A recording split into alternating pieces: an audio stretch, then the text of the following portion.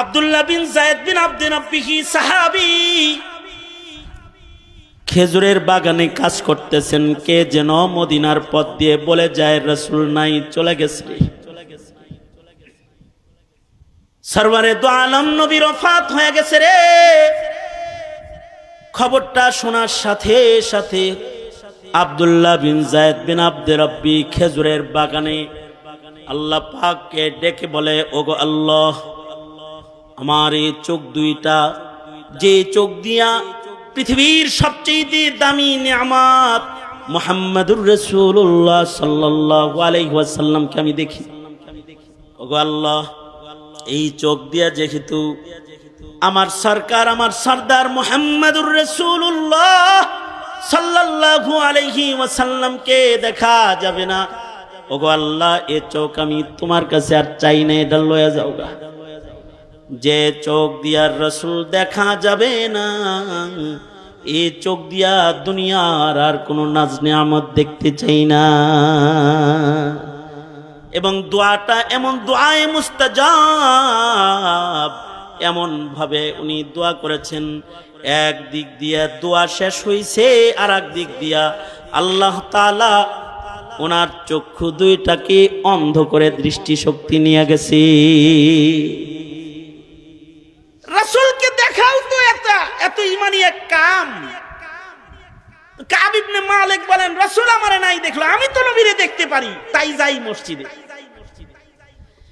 40 দিন হয়ে গেল। 40 দিন পরে আল্লাহর রাসূল আমাকে ডাকলেন।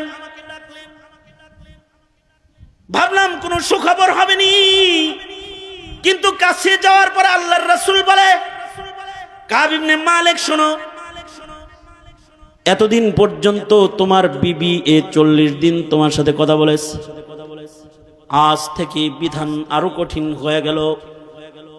নিজের বিবিকে তাড়াতাড়ি বাবার বাড়ি পাঠায় দাও, একা থাকবা।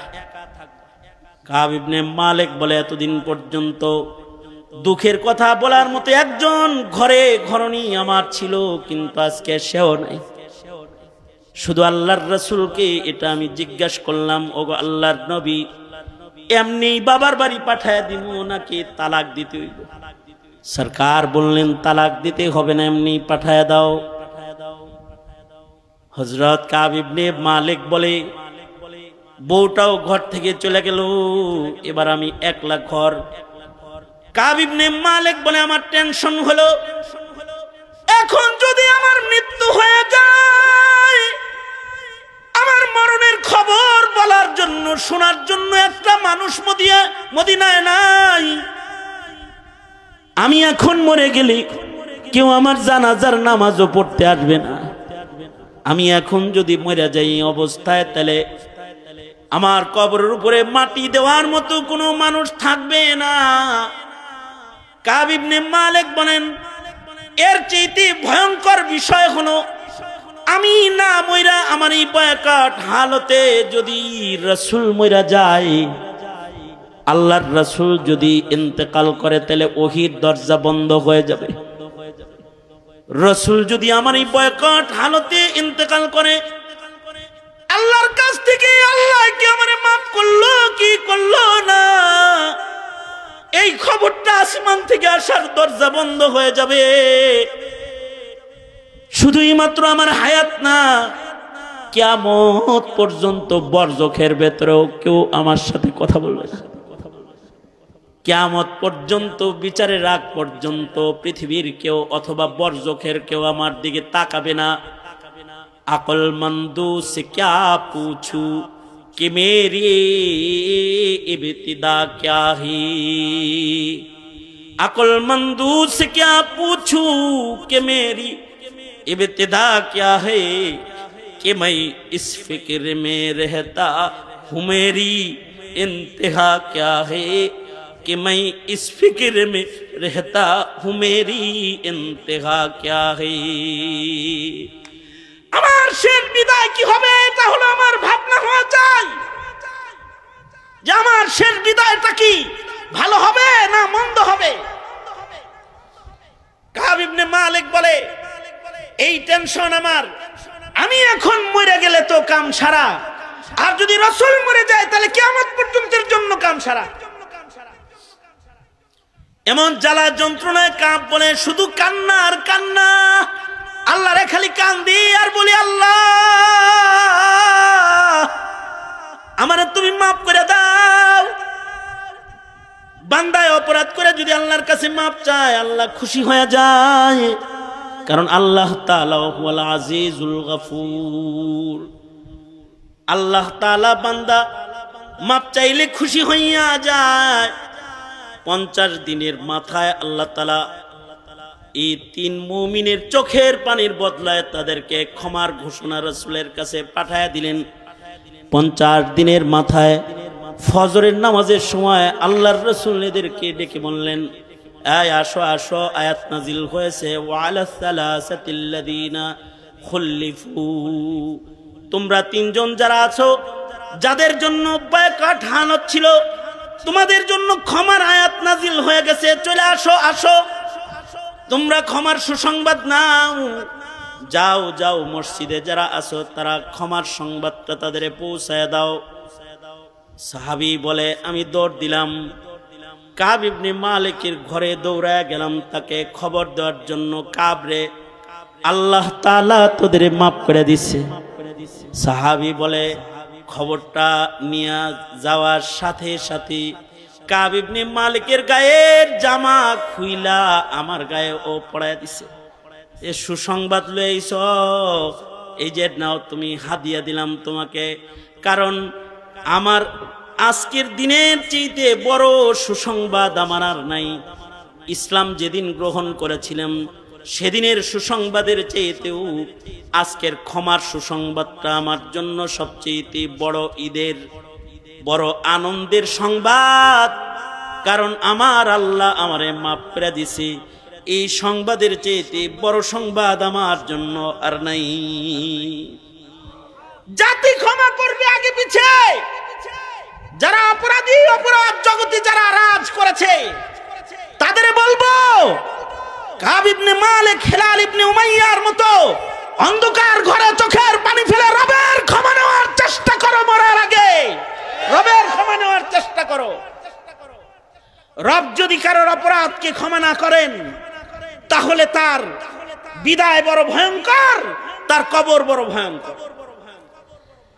এই কারণে এই হায়াতের মূল্যবান সময়, এই সময়গুলোকে শুধু আয়েশ রং তামাশায় না কাটিয়ে ইবাদতের ভেতরে কাটাইবার কিছু ভাবনা, কিছু চেতনা, কিছু অঙ্গীকার আমাদের জীবনে জরুরত আছে না নাই? জোরে বলেন। এই অঙ্গীকারগুলো করায় উম্মতের উলামায়ে কেরাম জাতিকে। সুতরাং আলেমও দরকার আছে, এই অঙ্গীকার করারও দরকার আছে, জাতিকে দোজখের আগুন থেকে বাঁচাইবারও দরকার আছে। ঠিক না ঠিক? তাহলে এই মাদ্রাসার পাশে থাকবেন তো ইনশাআল্লাহ? ইনশাআল্লাহ থাকবেন তো ইনশাআল্লাহ? দুনিয়ার সবচেয়ে দামি জায়গা হলো দামি মসজিদ, যেখানে এই জায়গাটা দুনিয়ার সবচেয়ে দামি জায়গা। দামি জায়গা মক্কাতুল মুকাররমা, জায়গার ভেতরে সবচেয়ে দামি জায়গা মক্কাতুল মুকাররমা। মক্কাতুল মুকাররমাতে পৃথিবীর শ্রেষ্ঠ ইবাদতের ঘর আছে, যেই ঘরটা বানানোই হয়েছে ইবাদতের জন্য। গোটা দুনিয়ার মানব গোষ্ঠীর জন্য ওই ঘর বানানো হয়েছে, ওখানে মসজিদ। আর মক্কাতুল মুকাররমার এই জায়গাটায় মসজিদে হারামে বাইতুল্লাহর ছাদের উপরে সেকেন্ডে সেকেন্ডে, মুহূর্তে মুহূর্তে 120টা করে রহমত নাজিল হয়। আল্লাহর রাসূল বলেছেন, এই রহমতগুলো ভাগ করে ইকো বন্ধ করে দে। এই রহমতগুলো ভাগ করে আল্লাহ তাআলা 60টা রহমত যারা এই বাইতুল্লাহকে তওয়াফ করে তাদেরকে দান করে। 60 লিত তাইফিন, 40 লিল মুসাল্লিন।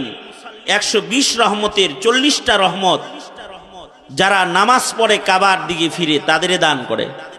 কাবার সামনে করে যারা দাঁড়ায় যায়, সারা দুনিয়াতে যত মানুষ কাবার দিকে ফিরে দাঁড়ায়, এরা সবাই ওই রহমত পায়। আর যারা বাইতুল্লাহ তাকায়া দেখে, কাবা তাকায়া দেখে, যারা 20 লিন নাযিরিন, যারা বাইতুল্লাহ চেয়ে দেখে তাদেরকেও 20টা রহমত দান করা হয়। কাবা ঘর বাইতুল্লাহ, কারণ ওখানে আল্লাহ পাওয়ার লেগে যায়। নিসবতের কারণে বস্তুর মূল্য হয়, অর্থাৎ কোনো জিনিসের দাম যদি বাড়াইতে হয় তাহলে দামি আমল দামি জিনিসের কারণে কম দামি জিনিসের মূল্যও বেড়ে যায়। এরকম মসজিদুল হারামের পরে সবচেয়ে দামি জায়গা হলো মদিনাতুল মুনাওয়ারা। সবচেয়ে দামি মক্কাতুল মুকাররমা কেমন দামি? মক্কাতুল মুকাররমা মসজিদুল হারামে কেউ যদি কোনো ইবাদত করে তো তাকে লক্ষ গুণ সওয়াব আমলনামায় দান করা হয়। অর্থাৎ 1 রাকাত নামাজ পড়লে সওয়াব হইল লক্ষ রাকাত। সুবহানাল্লাহ। আগামীকালকে বললেন কত রাকাত? 1 লক্ষ রাকাতের সওয়াব। কতটুকুন জায়গায় পড়লে 1 লাখ রাকাতের সওয়াব? শুধু মসজিদে হারামে না, না, টোটাল হুদুদে হারামের ভেতরে যত বাড়ি ঘর আছে সব জায়গার নামাজের মূল্য বেশি। কারণ মহিলারা মসজিদে নামাজ পড়লে ফজিলত বেশি না ঘরে নামাজ পড়লে ফজিলত বেশি?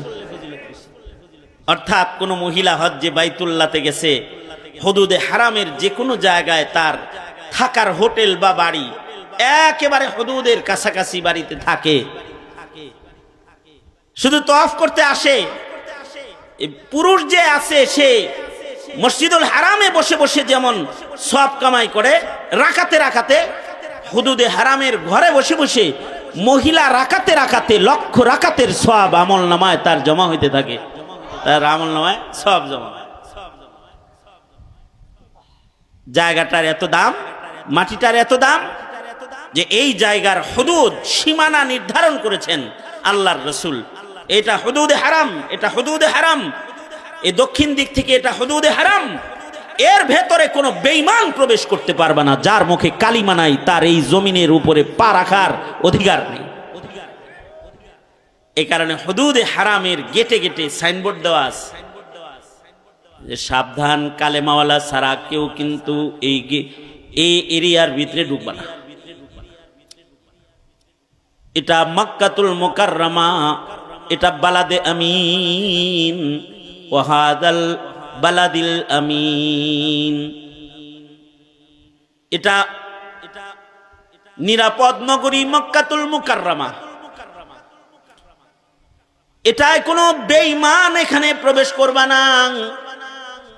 এটা শুধুই মাত্র তাদের জন্য যাদের মুখে আছে লা ইলাহা ইল্লাল্লাহ, লা ইলাহা ইল্লাল্লাহ মুহাম্মাদুর রাসূলুল্লাহ।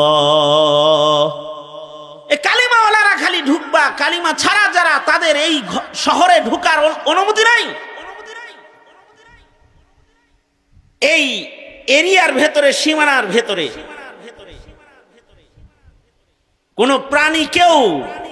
কোনো প্রাণীকেও মারা জায়েজ নাই, মশা মাছি মারা জায়েজ নাই। এত মূল্য এই টোটাল হারামের এরিয়াকে আল্লাহ তাআলা দান করেছেন।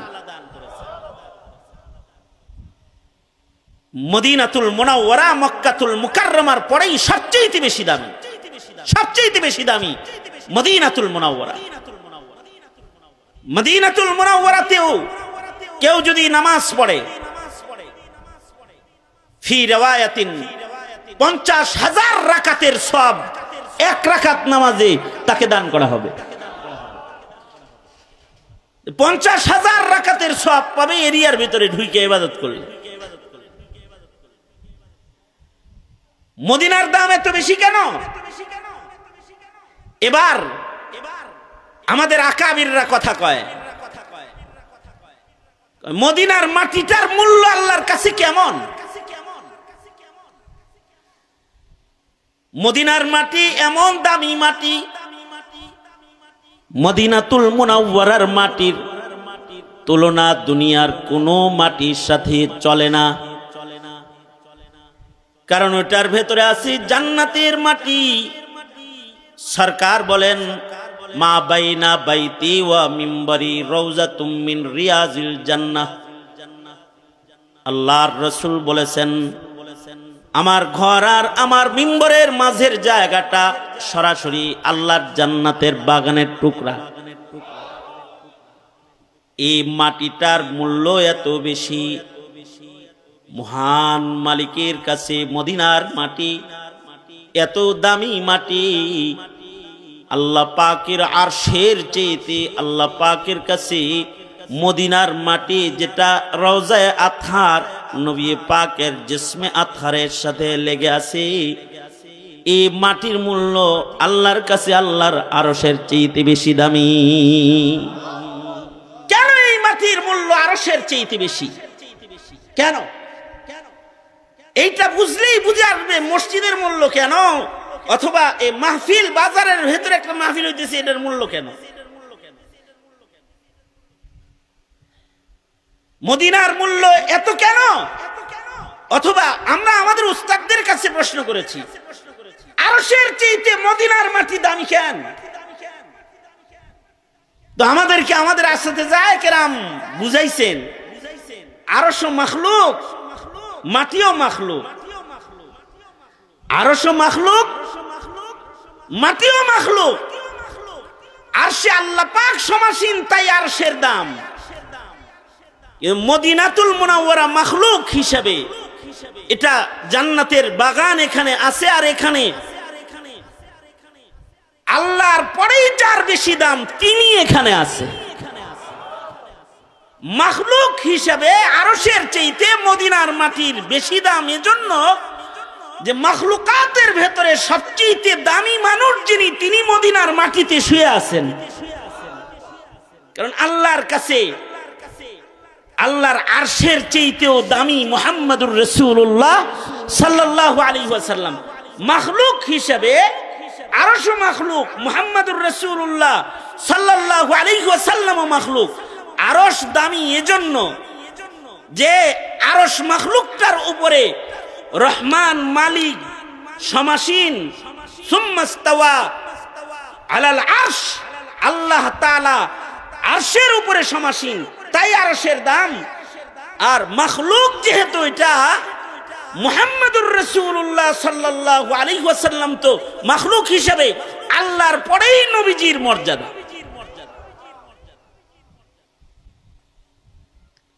লা ইউমকিনুস সানাউ কামা কানা হাক্কুহু, লা ইউমকিনুস সানাউ কামা কানা হাক্কুহু, বাদাজ খুদা বুজুর্গ তুই কিসসা মুখতাসার, বাদাজ খুদা বুজুর্গ তুই কিসসা মুখতাসার। আমার নবী মুহাম্মদুর রাসূলুল্লাহ সাল্লাল্লাহু আলাইহি ওয়াসাল্লাম, নবীজির মাখলুকাতের ভেতরে মূল্য হলো বাদাজ খুদা বুজুর্গ তুই। আমাদের নবীজি হলো আল্লাহর পরেই মাখলুকাতের ভেতরে সর্বশ্রেষ্ঠ। তিনি যেখানে আছে সেই জায়গার দাম আল্লাহর কাছে বেশি, কারণ আল্লাহ তাআলা আরশ থেকে সরে গেলে তো আরশেরও মূল্য মাখলুক হিসেবে কমে যাবে। যাই হোক, মুহাম্মদুর রাসূলুল্লাহ সাল্লাল্লাহু আলাইহি ওয়াসাল্লাম মদিনায় আছেন, সঙ্গত কারণে মক্কাতুল মুকাররমার যেমন হুদুদ আছে, মদিনার ওই রকম হুদুদ আছে। আল্লাহর রাসূল এই মদিনার শহরের জন্য দোয়া করেছেন। মদিনার হুদুদ নির্ধারণ আছে, নবীজি নির্ধারণ করে দিয়ে গেছেন এবং বলে গেছেন, এই দামি শহর মদিনা আমার মদিনা, এখানে যদি কেউ গাছ লাগায় তাতেও আল্লাহ তাআলা তার উপরে খুশি হয়ে যাবে।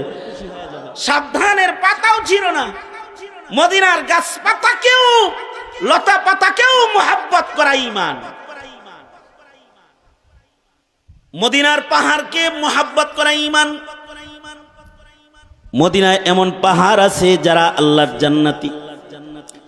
মদিনায় এমন কবরস্থান আছে আশা করা যায় ও গুরুস্থানের সব মাইয়িত আল্লাহর জান্নাতি। জান্নাতুল বাকি মদিনায় আছে। সরওয়ারে দু আলম নবীর রওজা আতহারের পাশে কবরস্থান জান্নাতুল বাকি মদিনাতুল মুনাওয়ারাতে আছে। এই জান্নাতুল বাকির মাইয়িত যারা হবে আশা করা যায় তাদের কবরের আযাব হবে না। মদিনার মাটির ভেতরে আল্লাহ তাআলা কবরের আযাব জ্বালাইবেন না, দোজখের আগুন জ্বালাইবেন না। মক্কাতুল মুকাররমা যেমন বালাদে আমিন, মদিনাতুল মুনাওয়ারাও বালাদে আমিন। এ কারণেই দাজ্জালের মতো শক্তিশালী ফিতনার আগমন যখন হবে, দাজ্জাল সব জায়গায় ঢুকতে পারলেও আল্লাহর রাসূল খবর দিয়েছেন দাজ্জাল এত ক্ষমতা নিয়ে আসার পরেও মদিনায় প্রবেশ করার ক্ষমতা দাজ্জালের হবে না, মদিনায় ঢুকতে পারবে না। দাজ্জালের ক্ষমতাটা কেমন হবে যে এক হাতে পানি আর এক হাতে আগুন নিয়ে আসবে। আশ্চর্য অবস্থা হলো, তার ভয়ে যে পানি গ্রহণ করবে সে দোজখে চলে যাবে, আর যে আগুন গ্রহণ করবে আল্লাহর ভয়ে, দাজ্জাল কি ভয় পায় নাই, আগুনের ভিতরেই ঢুকে পড়ছে, আগুন গ্রহণ করেছে, তো সে এই আগুনটা এটা সে জান্নাতে ঢুকে যাবে, জান্নাতের রহমতের পানির ভিতরে ঢুকে যাবে সে। এই রকম আজব ক্ষমতা দিয়া যে দাজ্জালকে আল্লাহ তাআলা মাটিতে পাঠাইবেন, এই দাজ্জালও মদিনায় প্রবেশ করতে পারবে না। কতটা আমন সালামতের শহর মদিনাতুল মুনাওয়ারা। এত দাম এ মদিনার কেন? এখানে ঘুমিয়ে আছেন, শুয়ে আছেন মুহাম্মাদুর রাসূলুল্লাহ সাল্লাল্লাহু আলাইহি ওয়াসাল্লাম। এই কারণে মদিনায় শুয়ার ইবাদত দোয়া করাটাও এটা একটা নবীজির মুহাব্বতের ঈমান। এই কারণেই হযরত ওমর সারা জনম দোয়া করেছেন, আল্লাহুম্মা রযুকনি শাহাদাতান ফি সাবিলিক, আল্লাহুম্মা রযুকনি শাহাদাতান ফি সাবিলিক ওয়াজআল মাউতি ফি বালাদি রাসূলিক। ওগো আল্লাহ, আপনি আমাকে শহীদি মওত দান করেন এবং আপনি আমার মরণটা মদিনার পাক শহরে দান করেন। ইমাম মালিক রহমাতুল্লাহি আলাইহি মদিনায় ঘুমানোর জন্য জীবনের শেষ ভাগে হজের সফর পর্যন্ত ক্যান্সেল করে বসে আছেন। উনি চান যে মদিনার বালাদে আমিনের ভেতরে ওনার কবরটা যেন হয়ে যায়। এ কারণে জীবনের শেষ ভাগে ইমাম মালিক মদিনার বাইরে যায় নাই। মসজিদগুলো দামি এ কারণেই যে এই মসজিদগুলোর সম্পর্ক বাইতুল্লাহর সাথে আছে। ইব্রাহিম আলাইহিস সালাম কাবা নির্মাণ করে অবশিষ্ট মাটি ছুঁড়ে মেরেছিলেন, যেথায় যেথায় পড়েছে মসজিদ হবে, মাদ্রাসা হবে। মসজিদ এই মাটির সাথে বাইতুল্লাহর তাআল্লুক আছে। এ কারণেই বাইতুল্লাহ বর্ষিত রহমতগুলো মসজিদের ছাদে ছাদে চলে যায়। যারা মসজিদে ঢুকে রহমত তাদের মাথায় চলে যায়, ইমামের মাথায় যায়, ইমাম থেকে মুয়াজ্জিনের উপরে যায় নামাজের মাধ্যমে। মুয়াজ্জিনের ডান পাশে যে দাঁড়ায় সে রহমত পেয়ে যায়, বাম পাশে যে দাঁড়ায় তারপরে সে রহমত পেয়ে যায়। এই রহমতওয়ালা বান্দাগুলা যখন রহমত লয়ে জমিনে পাড়া দেয় তো আল্লাহ তাআলা জমিনের উপরে রহমত বর্ষণ করতে থাকে। মুহাদ্দিসিন বলেন, রাউজাতুম মিন রিয়াজিল জান্নার মাটির উপরেও 24 ঘন্টা রহমত বর্ষণ হয়। বাইতুল্লাহর উপরে যেমন 24 ঘন্টা রহমত বর্ষণ হয়, রাউজাতুম মিন রিয়াজিল জান্নার ভেতরেও 24 ঘন্টা আল্লাহ পাকের রহমত বর্ষণ হয়। তো এই মসজিদগুলো দামি কারণ মসজিদের ভিতরের সামান ভালো, মাদ্রাসাগুলো দামি কারণ মদিনায় রাসূল আছেন আর মাদ্রাসায় নবীর রেখে যাওয়া আমানত আছে, কোরআন আছে, হাদিস আছে। এ কারণে মাদ্রাসাকে বলা হয় বাইতুর রাসূল, বাইতুন নবী। আর মসজিদগুলো হলো আল্লাহর ঘর, বাইতুল্লাহ আল্লাহর ঘর। মাদ্রাসা মসজিদ যেমন একটা নিসবতের কারণে দামি, বাজার যেমন দুনিয়া বেচা কেনার নিসবতের কারণে কম দামি। মানুষের ভেতরে কিছু মানুষ আছে তাদের হায়াত নামক মাখলুক পাত্রের ভেতরে নেক আমল বেশি। আরশ যেমন মাখলুক, মদিনার মাটি যেমন মাখলুক, মসজিদ যেমন মাখলুক, মাদ্রাসা যেমন মাখলুক, হায়াত এরকম একটা মাখলুক। খালাকাল মাউতা, মৃত্যু একটা মাখলুক, ওয়াল হায়াতা, হায়াত একটা মাখলুক। আল্লাযী খালাকাল মাউতা ওয়াল হায়াতা, তার মানে হলো হায়াত মাখলুক, হায়াত কে বানাইছে? মৌত মাখলুক, মৌত কে বানাইছে? আল্লাহ বানাইছে। এবং হায়াত নামক এই মাখলুক পাত্রে যার নেক আমল বেশি হবে সে দামি, তার হায়াতও বেশি দামি। মসজিদে যেমন নেক আমলের কারণে মসজিদের দাম, হায়াতের ভেতরে নেক আমল বেশি হলে এই হায়াতওয়ালা মানুষটার দাম।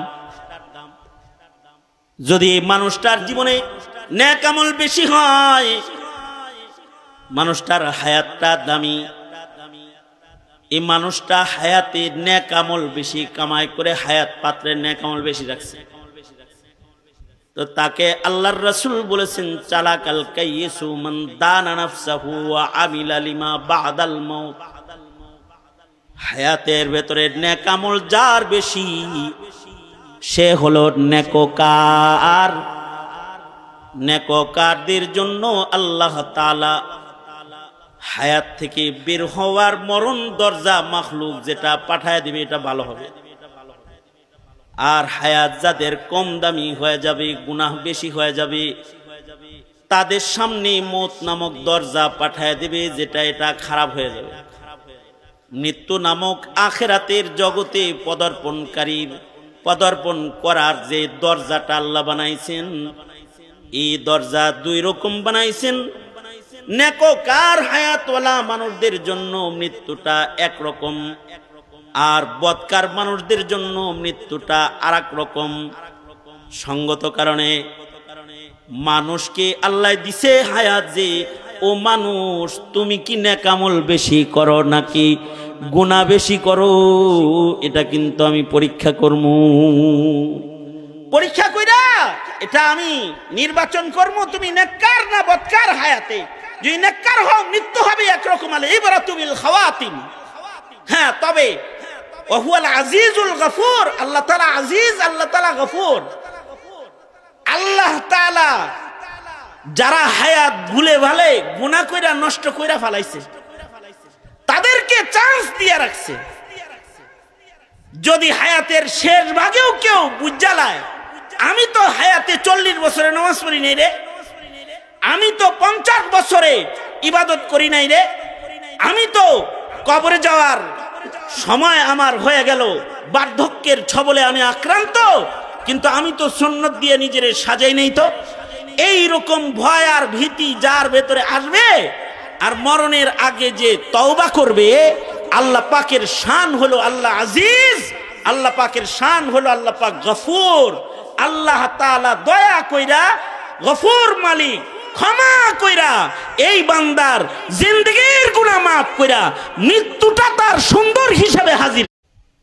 মরার আগে তওবার সুযোগ সকলের হয় না, কৃতকর্ম সবার সুন্দর হয় না, আর তওবার সুযোগ আল্লাহ তাআলা সকলকে দেয় না।